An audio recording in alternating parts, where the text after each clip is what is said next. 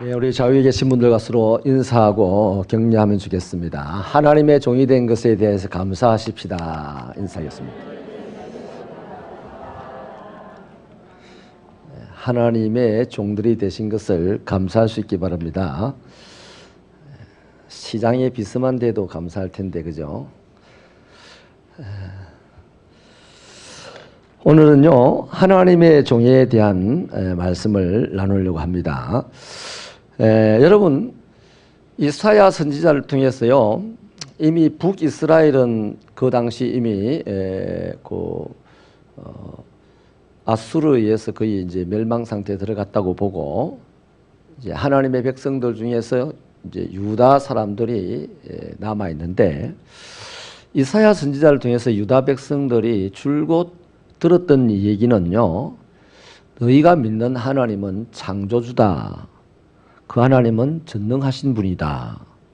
또 우리 지난 시간에 보았듯이 어떤 우상과 신들로도 비교할 수 없는 그런 분이시다.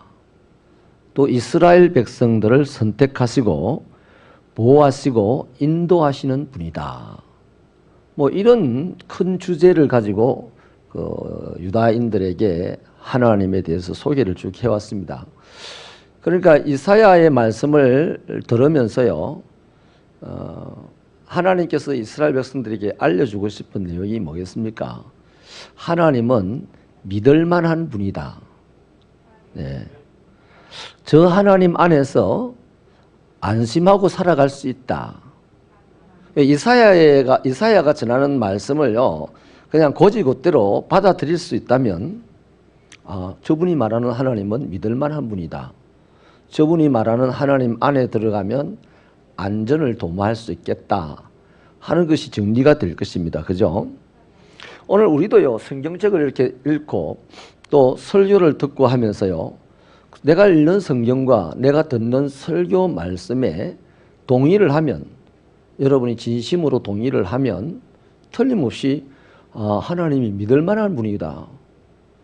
하나님 믿을 만한 분이 아닌데 이 자리에 앉아있으면 거짓말하는 사람입니다. 그 허탄한 사람입니다. 하나님 믿을 만한 분이구나. 저 하나님 안에 들어가서 내 인생에 안전을 도모해야 되겠구나. 이런 생각이 막 불꽃처럼 막 일어나야 되지 않겠습니까? 수능 시험을 얼마 전에 쳤죠. 그죠? 우리나라 큰 행사로. 작년 11월 말쯤입니까? 12월 초인가 수능 시험을 쳤잖아요. 그 수능 시험장에 앉아있는 그 학생들의 어떤 감각이 어떻습니까? 잘 봐야 될 텐데, 한 문제라도 더 맞춰야 될 텐데, 뭐 이런 거 있을 거예요. 그죠? 그러니까 우리들이요, 하나님이라는 것에 대해서 딱 고민을 하게 될 때요, 고민을 뭐 우리가 없는 데서 하는 건 아니잖아요. 말씀을 통하여서 하나님에 대하여 고민할 때 믿을 만하다 싶습니까? 그럼 잘 믿어야 돼. 믿을 만한데 믿었다가 말다가 뭐 낚시 미끼 넣었다 뺐다 하는 것도 아니고 말이죠. 믿는다는 말은 그분에게 푹 빠진다는 거거든요. 하나님이 믿을 만하다. 이 혼란한 세상, 먹고 살기 힘든 세상에서 내 안전을 저분에게 맡길만 하다. 솔직히 그렇습니까? 이게 안 되면요, 다른 거 할 필요 없어요. 하나님은 믿음을 은혜로 주신다고 하셨으니까, 하나님 나에게도요, 내가 막 지인해서 믿는 믿음 말고요, 하나님 내가 누구한테 들어서 믿는 믿음 말고요, 그냥 하나님을 안 믿으면 내 이 세상에 살아갈 의미가 없는, 하나님을 믿을 수밖에 없는 그거 은혜로 주어진다 했으니까 에베소서 2장 8절 말씀처럼 하나님의 은혜를 받고 싶습니다. 내 하나님의 은혜 받고 부자 되는 거 이거 다 압니다. 뭐 건강해지는 이것도 별로 의미 없습니다. 내가 하나님이 안 믿으시는데 부자 되면 뭐하고, 내가 하나님이 안 믿으시는데 건강하면 뭐하겠습니까? 그러니 부자도 싫고 건강한 것도 싫으니까 내가 하나님 믿어지게 하여 주십시오. 하나님이 믿어지는 사람, 하나님 안에서 자기의 안전을 도모하는 사람은요, 이 세상을요, 어떠한 시련이 와도 이겨낼 수가 있고요, 어떠한 악마의 구렁텅이 속에 집어넣어도 천사의 동네로 바꿀 수 있을 줄로 믿습니다. 근데 하나님을 믿는다고 하는 우리가 많은데 솔직히 그분이 믿을만 하냐? 내 호주머니 안에 있는 1,000만 원보다 믿을 분이 못 되는 거야.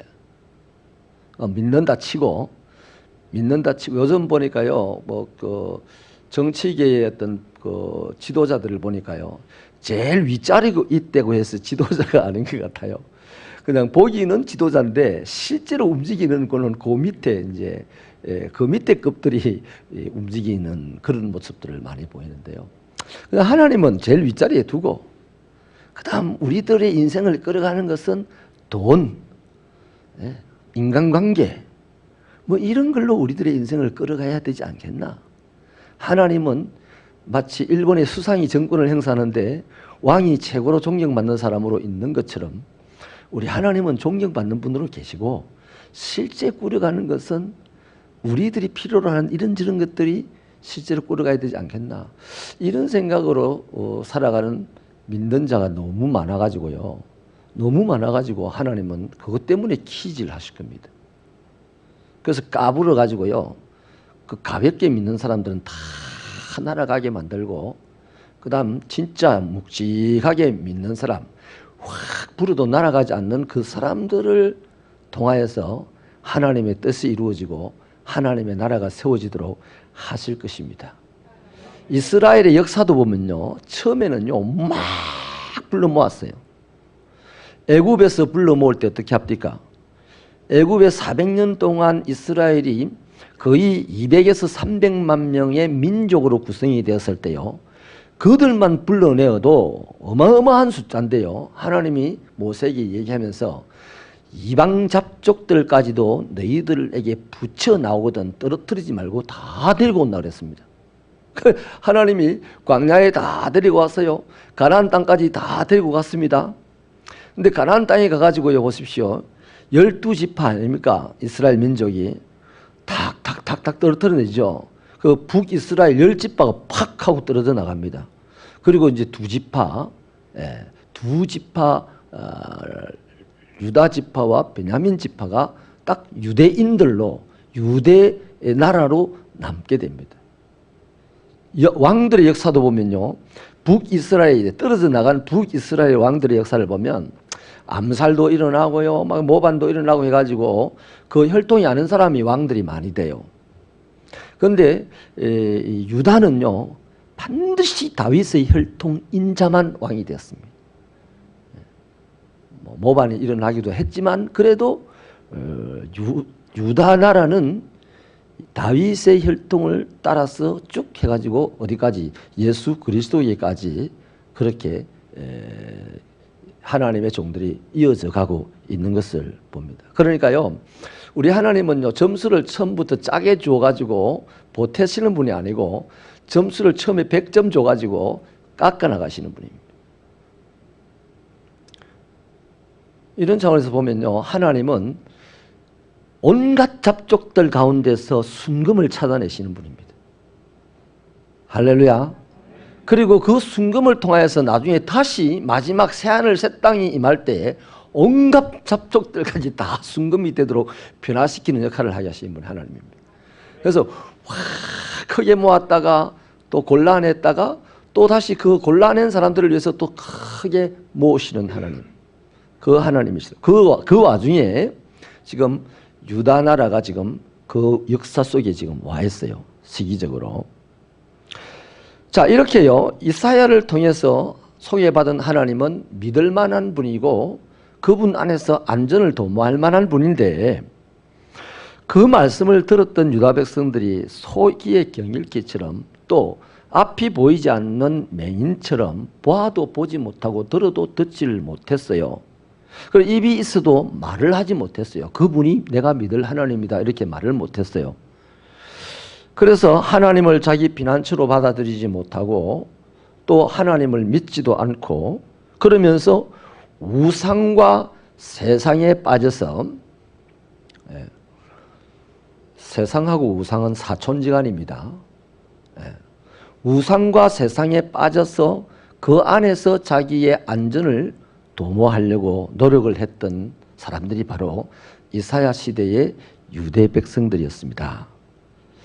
그렇게 이사야가 애를 써도 돌아오지 않으니까 하나님께서는 결국 이 유대 백성들을요 다 망하고 죽고 흩어지게 하시고 또 극소수의 사람들을 바벨론이라는 나라를 통해서 싹 거둬내 가지고 바벨론 포로로 데리고 가는 거죠. 이걸 갖다 하나님의 징계라고 했습니다.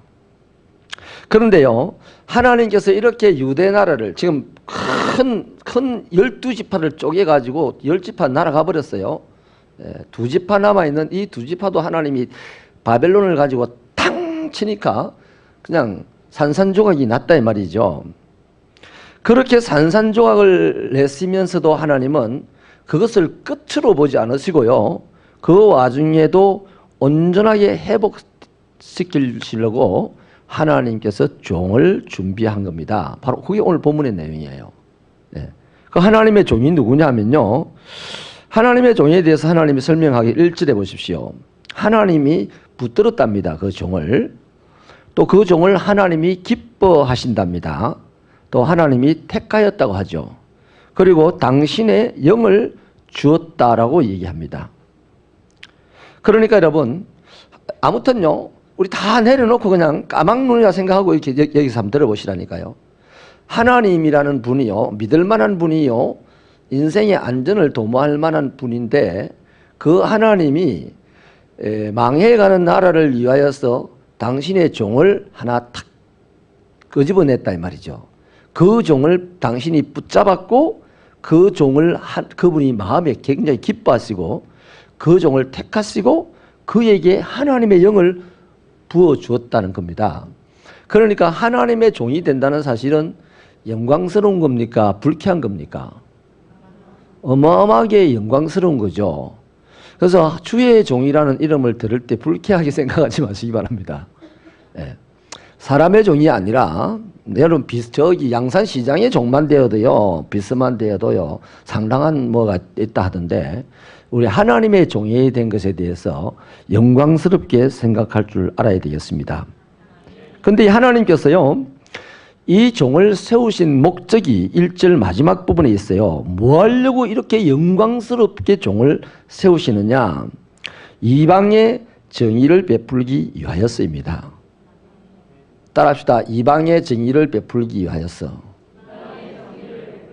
뭐 쉽게 우리식으로 말하면 하나님이 없는 세상에 하나님의 나라를 만들기 위해서입니다. 네. 그 정의라는 것은요 하나님의 통치라는 거죠. 하나님이 다스리는 것을 말합니다. 근데 이 하나님이 세우신 종의 사역 방법이 2절부터 3절에 걸쳐서 있는데 한마디로 어떤 방식으로 이 종의 사역을 감당하냐 하면요 한번 따라할까요? 온유하게 하더라. 네, 참 온유하게 했다고 합니다. 목소리를 높이지 않았고요. 상한 갈대를 꺾지 않았고요. 꺼져가는 등불을 끄지 않았습니다. 온유하다는 거죠. 굉장히 자상하고 온유하다는 겁니다.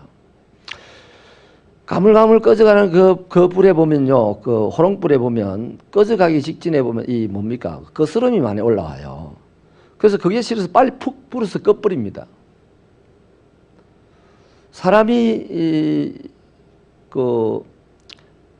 죽어가는 사람들을 보면 어떤 사람은요 빨리 죽도록 하기도 하고요. 어떤 사람은 끝까지 살려보려고 애를 쓰는 사람도 있잖아요. 그런데 이 온유하면 이 하나님의 종은요 이렇게 죽어가는 자를 끝까지 붙들고 사역을 한다는 거죠. 그래서 여러분 기독교 안에서 성자는 어디서 나느냐? 뭐 5천만, 10만 명, 20만 명, 뭐 대단히 큰 목회를 하는 사람들 가운데서 성자가 안 나옵니다. 저기 인도에 거기 옛날에는 뭐 왕궁에 터졌다고 하지만 지금은 거기가 무덤이었어요.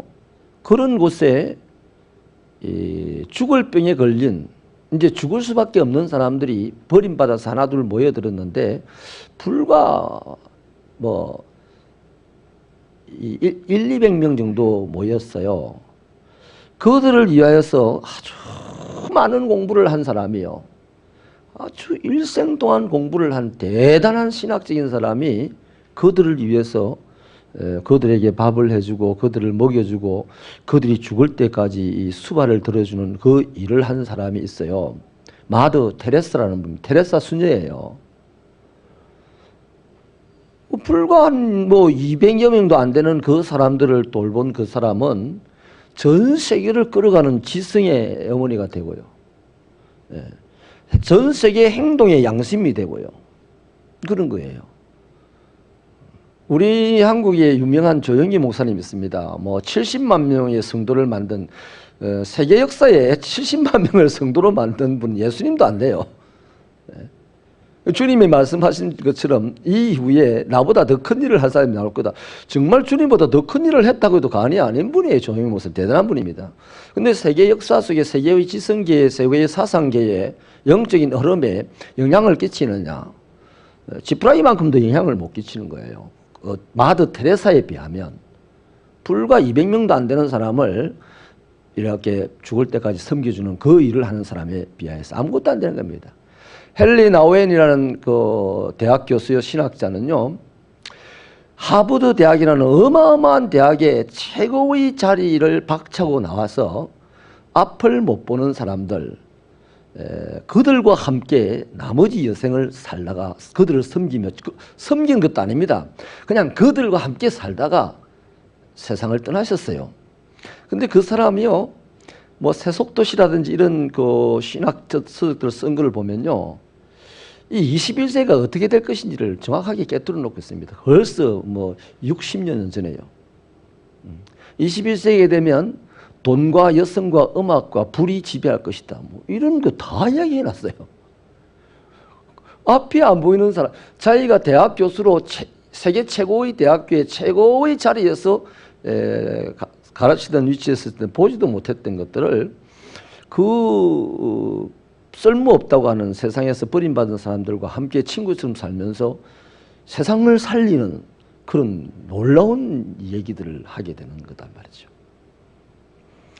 그러니 여러분, 하나님의 종의 사역은요, 자기의 어떤 실력이나 자기의 능력을 가지고 실력 없는 자들을 딱 끌어올리는 게 아닙니다. 그 생각을 해보세요. 저 윗자리에서 아랫자리에 있는 사람 끌어올리면 목이 달랑 끊어질 겁니다. 쉽게 말하면 주님이 천국에서요, 이 땅에 내려오셨죠. 신이 사람이 되셨죠. 뭐 하려고? 우리를 구원하시려고. 그분이 이 땅에 안 내려온다고 우리를 구원 못 하시겠습니까? 신이니까 할 수 있어요. 근데 신이신데 왜 천국에서 이 땅에까지 내려오셨을까요? 그냥 낚싯대 같이 하나 던져가지고 때가 되면 하나씩 걸어서 천국으로 올리면 될 거 아닙니까? 근데 그런 사이에 우리 다 끊어집니다. 그래서 우리를 서로시 안아서 올리기 위해서 우리보다 더 낮은 곳으로 오신 분이 예수님입니다. 이 온유함의 사역, 온유함의 사역이라는 것은요, 하나님의 나라를 만드는 가치 중에 제일 큰 가치입니다. 새벽교회 성도 여러분, 주의 일을 하면서요, 온유하다는 것은 말을 조용조용히 하라는 건 아니에요. 온유하다는 것은요, 상대방을 나보다 더 가치 있는 존재로 보고 살아라는 겁니다. 아멘입니까? 저 사람은 나보다 가난해. 저 사람은 나보다 못났어. 나보다 배운 것이 없어. 나보다 인격이 부족해. 나보다 성질이 나빠. 이렇게 하고서 그 사람을 폄하하고 낮춰보고 눈을 흘기고 뒤에서 그 사람에 대해서 비난을 하고 하는 이것이 아니라, 그렇게 모자란 사람들보다도 더 나를 더 낮추어서 그 사람을 올바로 세워나가는 사역이 바로 하나님 나라를 만들어가는 가치 중에 최고의 가치다. 종의 가치다는 겁니다. 할렐루야. 새벽교회 그런 교회 되시기 바랍니다. 우리 새벽교회 성도들의 신앙생활이 거기까지 이르게 되기를 바랍니다. 내 말 좀 안 들은다고 한 10년 동안 막 담을 쌓고 사는 경우도 예수 믿는 사람 중에 많아요. 나를 한번 억울하게 했다고 그냥 평생 안 보고 그냥 돌아가실 때 조의금 내려가는 것이 끝인 그런 경우도 있어요. 저는 이 마지막 예수님이 가까워올 이 시대에요, 교회가 세상과 똑같은 교회도 대부분이 그렇게 될 거예요. 그러나 가장 주님을 닮은 교회도 찬란하게 빛나는 교회도 있을 겁니다. 예? 도드라지게 빛나는 교회가 있어서 그 교회가 어려움을 당할 수도 있고요. 세상과 다르다고 핍박을 당할 수도 있겠지만 우리 새벽교회는 그런 교회 되기를 바랍니다. 세상은 힘으로 세상을 다스리려고 하는데 하나님의 종은 부드러움으로 세상을 다스리려고 하는 거예요. 그래서 세상은 위에서 아래를 다스려 평화를 만들려고 하는데 하나님의 종은 아래에서 모든 것을 자기 위에 두고 섬겨서 평화를 만들려고 한단 말이에요. 그 세상과 다른 그러한 모습을 보면 세상은 뭐 바보니 하면서 핍박도 하고 조롱당했지만 우리 하나님만큼은 칭찬하실 줄로 믿습니다. 근데요, 이 종의 사역이요, 사역 방법이 한 가지 더 있습니다. 경고하더라는 거죠. 여기 본문에 보니까 3절입니까? 쇠하지 않고 낙담하지 않는다 했습니다. 우리가 결심하고 내가 부드럽게 한번 섬겨보겠다고 나섰는데요, 부드러운 그걸 또 바보라고 공격을 하네요. 내가 이 소리를 들으면서까지 내가 부드럽게 사역을 해야 되냐? 이거 아니다. 그래서 본인이 결심했던 하나님의 나라, 하나님의 통치의 그 아름다운 것을 그냥 포기해버리고 중단해버리는 경우가 흔하죠. 경고하지 못해서 그렇습니다. 심지가 경고하지 못해서 그래요. 그래서 하나님의 종은요, 온갖 반대와 핍박과 조롱과 멸시를 무릅쓰고도 못난 자보다 더 못난 자의 자리에 내려가서 못난 자를 잘난 자로 만드는 그 사역을 하는데 그게 쉽지 않습니다. 아주 어려워요. 어려운데 그것이 가능한 것은 심지가 경고하면 가능하다 이 말이에요. 이해되십니까? 그래서 우리 새벽교회 여러분, 하나님을 믿으시고 하나님에게서 나의 인생의 안전을 도모할 수 있다라고 판단되어진다면 하나님은 오늘도 이 세상 가운데서 하나님의 종들을 불러내실 거예요. 그렇게 불러내실 때 하나님이 종이다라고 불러내신 분들은 딱 온유함과 견고함의 성품을 가지고 살아야 돼. 사역을 한다 이 말이에요. 내가 하나님의 종입니다. 백날 해도요, 하나님이 불러내지 않은 분이 있을 수도 있죠. 하나님의 백성들, 하나님의 일꾼들 가운데. 근데 하나님이 불러낸 종이다라고 확실하게 우리가 정리할 수 있는 것은 누구냐? 온유하게 사역을 하고 또 견고하게 사역을 하는 분들이 바로 이것이 바로 영적인 분별입니다. 이분이 하나님이 불러내신 종이구나. 우리 교회를 위하여 하나님이 부르신 종이구나. 이렇게 판단하시면 됩니다. 성경 안에 있잖아요. 내가 택한 나의 종은 어떻습니까? 온유했더라, 견고했더라 이겁니다. 견고하지 않으면 온유함이 잠깐 있다가 끝나버리는 거거든요. 상황 따라, 감정 따라 온유함이 난폭해지게 되는 거예요. 참았던 온유함이 포기되어지면 더 꽃배기로 난폭해질 수도 있지 않습니까? 근데 이 종의 사역이요, 종의 사역의 방법, 사역의 어떤 마인드는 온유함과 견고함이었는데 종의 사역의 내용이 뭐입니까? 7절 말씀 우리 한번 읽어볼까요? 7절 말씀 시작.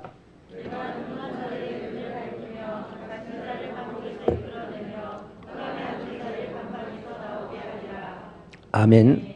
자, 눈이 멀었습니다. 앞이 안 보인다는 거죠. 갇혔습니다. 벽이 있어서 그 사람도 앞이 안 보여요. 흑암에 앉았다. 캄캄하니까 앞이 안 보입니다. 다 한 가지 딱 공통점이 있습니다. 빛과 관계없는 곳에 살아가는 사람들이에요. 빛과 사람이요, 빛이 없이 한번 살아보십시오.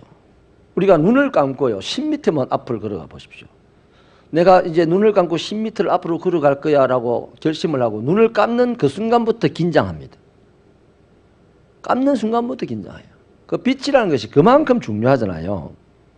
그래서 이 눈이 멀었다, 앞을 보지 못한다, 볼 수가 없다는 거죠. 갇혀도 볼 수가 없어요. 캄캄한 데서도 볼 수 없어요. 근데 이 사람들 한 가지로 빛과 무관한 사람들인데 이들의 고통이 얼마나 크냐는 거죠. 그래서 고통받는 자를 고통에서 건져주는 것이 바로 하나님의 종들의 사역이다. 목사도 그래야 되죠. 교회도 세상에 대하여 그래야 되죠. 우리가 왜 선교합니까? 뭐 폼 잡으려고 합니까? 하나님을 볼 수 없는 자들에게 하나님을 보여주는 그 사역이죠. 왜 가서 봉사활동합니까? 화장실을 만들어줍니까? 저 키르기스탄에서 들은 얘기인데요. 그 공중 화장실에 가니까 그냥 콘크리트 바닥을 이렇게 해가지고 삼각형으로 구멍을 뚫어놨더라고요. 굉장히 깊더라고요. 가끔 거기 빠져 죽는 사람도 있답니다. 그만큼 이제 문화 수준이 떨어지니까 또 경제적인 수준이 떨어지니까 사람 죽는 것이 훨씬 쉽다는 거죠. 그럼 고통이 그만큼 크다는 거죠. 그런 사람들의 고통을 조금 더 수월하게, 삶의 고통을 조금 더 수월하게 만들어주는 것, 그게 바로 선교 활동인 겁니다.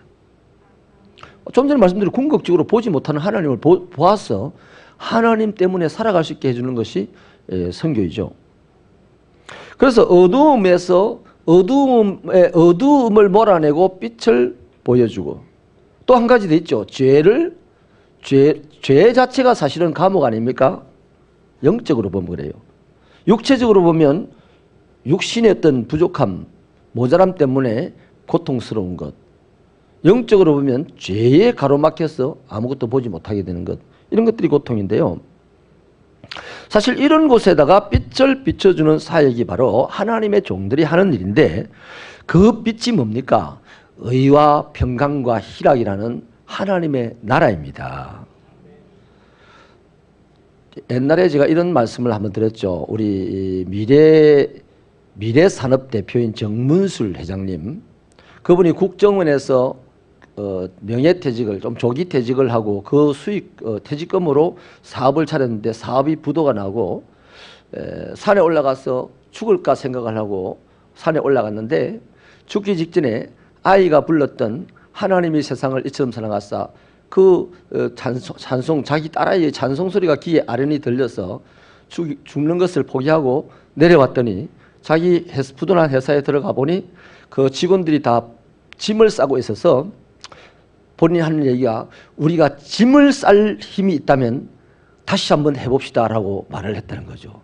여러분, 끝났다 생각하고 죽으려고 산에 올라갔던 사람이 죽기 직전에 아이가 부르는 하나님이 세상을 이처럼 사랑하사, 요한복음 3장 16절 그 찬송 가사를 자기가 기억하고 죽는 것을 포기하고 살기로 마음을 먹었어요. 이게 뭡니까? 하나님 나라 아닙니까? 하나님의 나라가 뭐죠 도대체? 태양아 멈춰라. 그럼 멈추었어요. 0.3초. 그 0.3초가 하나님 나라입니까? 바로 지금 오늘 이 시대를 살아갈 수 없다고 생각한 사람이 살아갈 용기를 갖는 거, 미래가 없다고 생각한 사람이 미래가 있다 생각하고 미래산업이라는 회사를 다시 만드는 거, 그게 다 하나님 나라 아닙니까? 그래서 하나님 나라는요, 하나님이라는 분 때문에 내가 올바른 사람, 옳은 사람, 구원받은 사람이 되고, 하나님이라는 분 때문에 내 마음이 평안해지고, 하나님이란 분 때문에 내가 기쁨이 생긴다 이 말이죠. 그 사람은요, 세상을 살아갈 용기가 있어요. 자기 자신의 오늘의 삶의 처지를 부끄러워하거나 비관하지 않습니다. 한동안요, 크리스찬들이 한 10년 전어간에 해서 많이 자살한 일들이 있었습니다. 그래서 충격을 많이 받았죠. 자살한 사람의 장례에서 이게 담임 목사님 와서 집전을 하고 이런 부분을 보고 교리적으로 만나 막 충격을 많이 받았어요. 왜 그런 일들이 일어났을까요?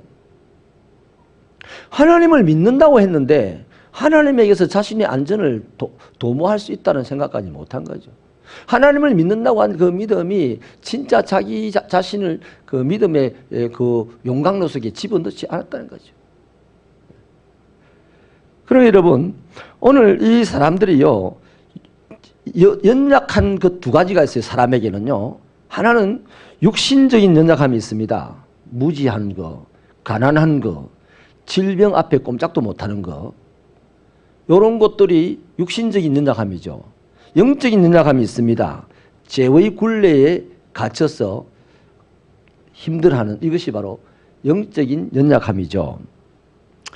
여러분, 이런 육신적인 연약함, 영적인 연약함을 성경에 보면 해결해 주신 분이 있습니다. 우리가 믿는 예수님이에요. 무지한 사람들에게 하나님 나라를 가르쳤죠. 가르쳤습니다. 그래서 주님의 가르침은 율법학자들보다도 더 거리가 있더라 그랬습니다. 듣는 사람들이. 그러니까 그 가르침을 통해서 깨닫는 사람들 안에 행복이 있겠죠. 그 다음에 또 가난한 사람들의 문제를 해결해 줬습니다. 오병이어의 기적이라든지 가나의 혼인잔치에서 물로 포도주를 만들어서 주었던 거라든지 이런 다 가난의 문제를 해결해 주는 거죠. 육신의 문제를 해결해 줬어요, 주님이. 또 질병의 문제, 베드로의 장모를 고쳐줬다든지 귀신 들린 자를 자유하게 놓아줬다든지 죽은 자를 살려줬다든지 이런 거 다 육신의 연약함을 해결해 주신 거죠. 오늘 우리 교회도요, 이런 부분에서 이 세상의 육적인 연약함, 물질적인 연약함을 해결해 주려는 책임의식을 가지고 있어야 됩니다. 그런 의식을 가질 때요, 우리들의 물질관이 바르게 되고 우리들의 이 육체관이 바르게 되는 겁니다. 그 다음에 여러분, 영적인 연약함을 한번 보십시오. 죄의 굴레에 갇힐 수밖에 없고 그 안에서 헤매는 이 세상 사람들, 영적으로 약해서 그렇잖아요. 그런데 요한복음 8장입니까? 거기 보면 간음하다가 붙잡혀온 여자가 있어요. 그 여자만 영적으로 약합니까? 그 여자가 누구랑 간음을 합니까? 지 혼자서 합니까? 남자들하고 했을 거 아닙니까? 그 당시 남자들은 다 영적으로 자기도 괜찮다고 생각한 거죠. 근데 아무튼 이 영적으로 연약한 남자들은 도망가 버려 없으니까 그 가치에 범죄 들지도 않는다고 보기를 하고, 이 붙잡혀온 여자를 향하여서요, 예수님이 용서를 해주시잖아요. 예수 용서를 해주셨어요. 그 용서가 뭡니까? 너희 중에 죄 없는 자가 먼저 이 여자를 돌로 쳐라. 그럴 때 남자들이 예수님의 말 때문에 본인들이 다 죄가 있다고 생각이 됐겠죠. 그래서 다 돌아가 버렸어요. 남아있을 때 여자에게 나도 너를 정죄치 아니하노니 이제는 그러지 마라 그러죠. 그때 그 어간에 보면요, 예수님에 대한 이 단어가 바뀌어요. 주여라고 바뀝니다. 이 여자가 언제 예수님을 만나서 주님인 줄 알았습니까? 자기가 만난 남자는 전부 다 나쁜 사람들인데, 자기가 언제 만난 사람들 중에서 주님이라고 할 만한 사람을 만난 적이 있습니까? 없어요. 그런데 생전 처음 주님을 보고, 예수님을 보고 주여라고 불렀어요. 예수님이 하신 한마디 때문이죠. 너희 중에 죄 없는 자가 이 여자를 돌로 쳐라. 다 죄가 있더라는 거죠. 그래서 이 여인이 예수님을 보고 주여라고 했을 때 이 여자는 드디어 진정한 남자를 본 거죠. 자기 평생에 진짜 남자를 본 거예요. 사랑으로 가득한 남자, 품어주는 남자. 그 여자 평생 시집 가겠습니까? 나 이분 섬기면서 살리라. 그래서 신학자들은 그 여인을 막달라 마리아라고 정리를 합니다. 아무튼 이 여인을 죄 용서해 주시고 난 다음에요, 이어서 하신 말씀이 있어요. 나는 세상의 빛이다. 나를 따르는 자는 어둠에 다니지 아니한다. 그 여인 틀림없이 빛으로 봤다 이거죠. 예수를. 자, 그래서 여러분, 우리도요, 솔직히 이 세상을 살아가다 보면 이 이사야 시대의 사람들도 다 그렇지만 이 시대를 살아가는 우리도요, 가만히 따져보면 우리들의 성품이 상한 때와 같아요. 또 꺼져가는 불씨도 같고, 그럼에도 불구하고 하나님을 외면한 채 이사야 시대의 이 유대인들처럼 자기 힘으로 내 문제를 해결해 보려고 여러 가지 노력을 기울입니다만 그 결과는 늘 영적으로 육적으로 파산 상태에 이르렀다는 것을 스스로 딱 발견을 하죠. 우리 다 발견을 합니다. 그런데 다른 사람들 앞에서는 전혀 파산 상태에 이르지 않은 것처럼 딱 살아갈 뿐이에요. 내 스스로가 나를 보면 난 영적으로 파산 상태야 라고 할 텐데 남들 보기가 부끄러워서 나는 가장 건강한 모습으로 살아가고 있는 것처럼 지금 다니고 있다는 거예요. 하나님은 아시죠, 그죠? 하나님과 우리 관계 1대1에서는요, 완벽하게 올바른 관계가 되기를 바랍니다. 또 사람에게 우리가 올바르게 보일 필요는 없습니다만은 하나님과의 관계에서는 올바라지게 되기를 축원합니다. 자, 그런 이렇게 영적인 파산 상태에 이르게 된 것을 발견하게 되었고요. 이거는요, 세상적으로 잘된 사람들도 별반 차이가 없어요. 세상에 돈이 많아요. 세상에 배운 것이 많아요. 그럼 이 사람들 영적인 파산 상태가 아닙니까? 육신적으로 잘 되어 있는 이 사람들은 파산 상태에 안 들었습니까? 더 심각한 파산 상태에 이르렀죠. 본인 스스로가 돈에 갇혀서 자기 지식에 갇혀서 깨닫지 못하고 있을 뿐이죠. 어찌 보면 깨닫는 사람들은요, 이런 것들로 해서 더 영적으로 목마르고, 돈이 있는데도 나는 왜 이렇게 불행하지?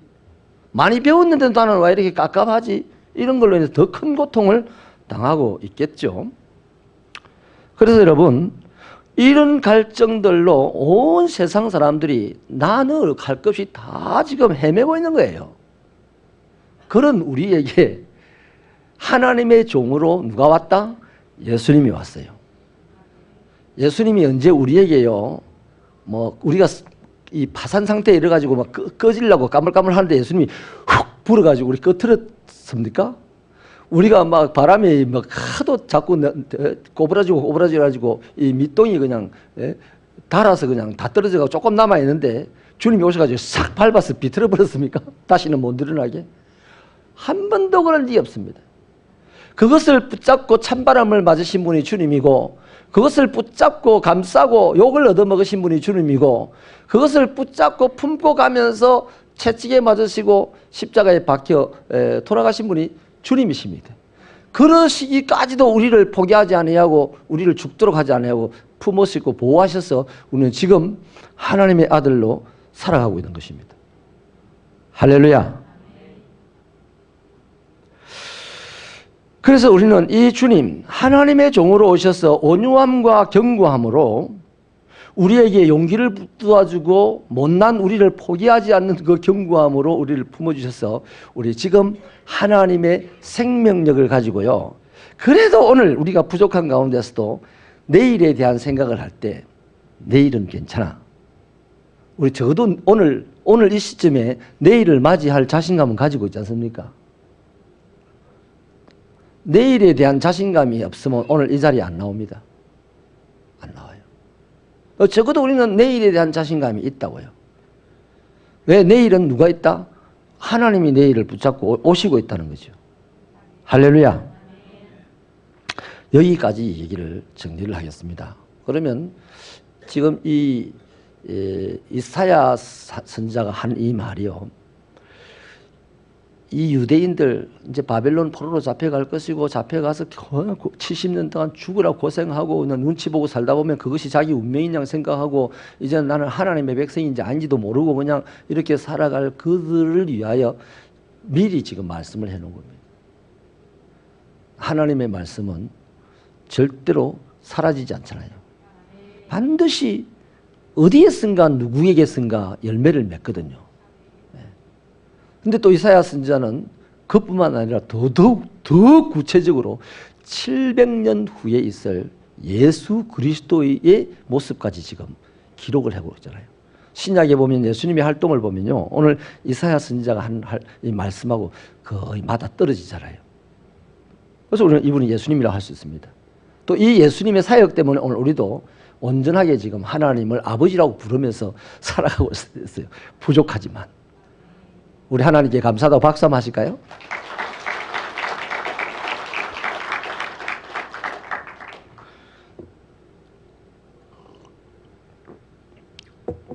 자, 그러면 마치겠습니다. 우리는 어떻게 살아야 되죠, 이제? 우리가 믿고 따라가는 주님이신 예수가 하나님의 종이었습니다.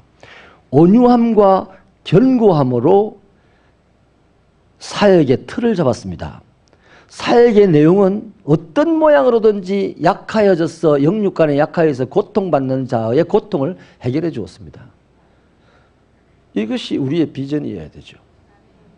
다시 말하면 하나님의 종되는 것이 우리의 비전이어야 됩니다. 나는 훗날 의사가 될 거야, 나는 훗날 대통령이 될 거야, 그건 자기의 꿈입니다. 꿈.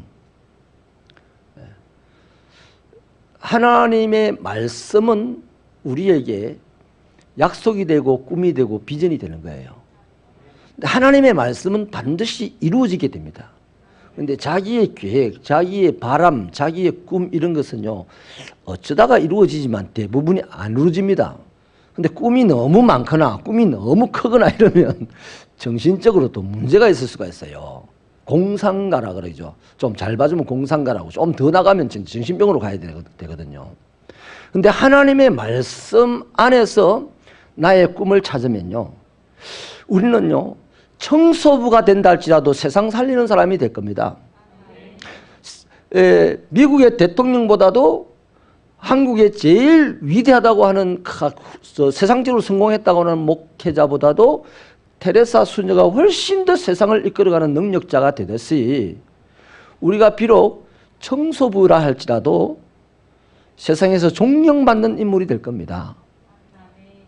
그러니 여러분, 우리의 이 꿈이 되기를 바라요. 예수님처럼 나도 하나님의 종이 되어야 되겠다. 뭐 세상에서 성공해야 되겠다. 이거는요, 나중 얘기입니다. 나중 얘기. 근본적인 것은 내가 이 세상에 사는 동안 하나님의 종이 되어야 되겠다. 어제보다는 오늘보다는 내일 더 하나님의 종에 가까운 사람이 되어야 되겠다. 이 각오와 결심을 날마다 다지면서 점검하면서 갈 때 그날 우리를 보시고 하나님이 네가 옳옵도다. 아브라함이 갈대아 우르를 떠나올 때요, 하나님이 아브라함을 어렵다 안 했습니다. 한참 와가지고요, 그 누굽니까, 그 조카하고 헤어지는 그 어간에 왔을 때요, 네 아들이 자식이 바다의 모래같이 하늘의 별같이 많을 것이다 할 때 아브라함이 그 말씀을 믿으니 하나님께서 그의 믿음을 보시고 어렵게 이기셨다 했습니다. 그러니까요, 내 어제의 믿음을 가지고 오늘 하나님께 붙여보면요, 하나도 안 바릅니다. 아멘이십니까? 항상 새롭게 갖다 발라봐야 됩니다. 하나님에게. 하나님은 어제의 하나님이 아니에요. 오늘의 하나님입니다. 네. 오늘 살아계신 하나님이에요. 그래서 어제의 내 믿음을 가지고 오늘 하나님에 갖다 붙여보면 안 맞아요. 안 맞아가지고 뭐야 이래 됩니다. 그게 어렵지 그게 바로 오름의 문제입니다. 오늘 하나님이 갖다 붙여 딱 맞아 떨어질 때 하나님이 어렵게 여기신다 이거예요. 의라는 말은요, 하나님과의 관계가 바르다는 얘기예요. 오늘 저와 여러분이요, 여호와의 종 예수 그리스도는 누가 뭐라고 해도 여호와의 종으로 이 땅에 오셨어요. 우리가 이 땅에 오신 예수 그리스도를 믿지 천국에 계셨던 그 이전에 계셨던 그 예수 몰라요. 우리는 삼위일체로 계신 그 주님이 이 땅에 오셔서 드디어 우리 앞에 예수라는 분으로 나타나신 그분을 우리가 지금 믿고 따라가는 거 아니에요. 그러니까 우리도 이 땅에서의 삶을 말이죠, 뭐 형이상학 추상적으로 뭐 이렇게 될까, 이거 아무짝에도 쓸모없어요. 그냥 내가 예수 믿습니까? 예수님이 하나님의 종이듯이 나도 하나님의 종으로 살아야 되지. 그 하나님의 종은 어떤 마인드를 가지고 살던고, 예수라는 분을 보니까 온유함과 견고함으로 일을 하더라. 그리고 약한 자들을 그 고통에서 건져내주는 일을 하더라. 그것이 빛의 사역이더라. 그 나도 마찬가지야. 내가 뭐 종이면 어떻고 뭐 세상에서 사장이면 어떻고 직원이면 어때? 나는 하나님의 종이면 좋게. 그래서 하나님의 종답게 살아가면 그 사람, 사장은 세상을 흑암의 구렁텅이로 몰아넣는다 할지라도 지금은 세상을 흑암의 구렁텅이에서 빛 가운데로 건져 올리는 사람이 될 거 아니겠어요? 이게 우리 신앙의 근간입니다. 줄기입니다. 저와 여러분이 이렇게 되기를 주님의 이름으로 축원합니다. 그래서 예수님은 마태복음 11장 29절에서 나는 마음이 온유하고 겸손하니 나의 멍에를 메고 내게 배워라. 그리하면 너희 마음에 힘을 얻으리라. 오늘 우리가 예수 믿습니다. 예수를 믿는데 왜 이렇게 얼굴이 찌푸둥하고 왜 이렇게 답답하고 내일에서 왜 이렇게 불안스럽고 기대가 되기보다는 염려만 되고 왜 그렇습니까? 우리가 세상적인 다 그 관심과 목표를 가지고 예수를 믿어서 예수를 내 세상적인 관심과 목표를 이루는 한 수단 방편으로 생각하면 지금 예수를 믿는데도 불구하고 얼굴은 막 새카매요. 저기 술집에서 술 먹고 나오는 사람보다도 더 얼굴이 어두워요. 우리는 술집에서 술 먹고 뭐 오리야 기리야 하면서 그냥 행설수설 나오는 사람보다는 얼굴이 밝아야 될 것이고 말이 발라야 될 것이고 행동이 반듯해야 될 것이고 아멘이십니까? 그게 뭐 다른 거 없어요. 예수님처럼 하나님의 종이 될 때, 하나님의 종이 되기 위해서 예수님에게 배울 때, 예수님을 닮을 때 된다. 예수님을 닮은 거 딱 두 가지입니다. 교회 안에서 신앙생활하는 모습 딱 두 가지로 하면 딱 됩니다. 온유하십시오. 경고하십시오. 온유하지 못해도 옆에서 방해 많이 합니다. 그때 경고하시면 계속해서 온유함을 지키고 할 수 있어요. 기도하시겠습니다.